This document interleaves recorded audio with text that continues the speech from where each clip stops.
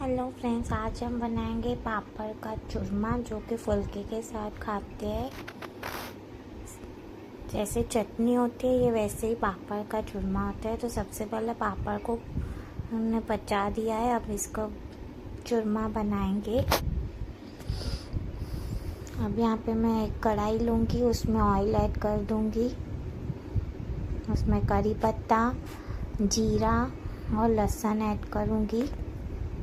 लहसुन को मैंने चॉप कर दिया था मिक्सर में, पीस लिया था। अब ग्रीन चिली ऐड करूँगी। अब यहाँ पे मैं धनिया ऐड करूँगी ढेर सारा, ये मेन है, सभी मेन ही है।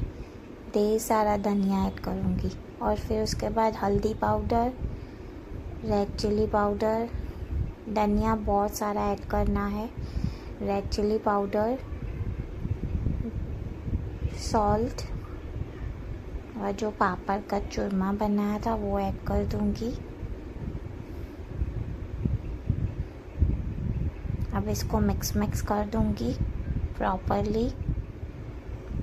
तो ये प्रॉपरली मिक्स हो जाएगा, फिर गैस बंद कर दूंगी। तो ये पापड़ का चूरमा रेडी हो गया। प्रॉपरली मिक्स कर दूंगी इसको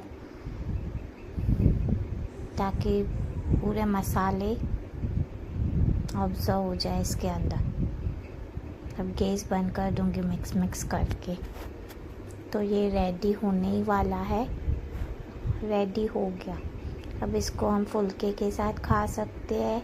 बचपन में तो ये मेरी मम्मी खाना नहीं खाते हैं ना, तो ये मम्मी हमको ये बहुत खिलाती थी। उसमें खाली चिल्ली नहीं डालती थी, ग्रीन फीका बना के देती थी।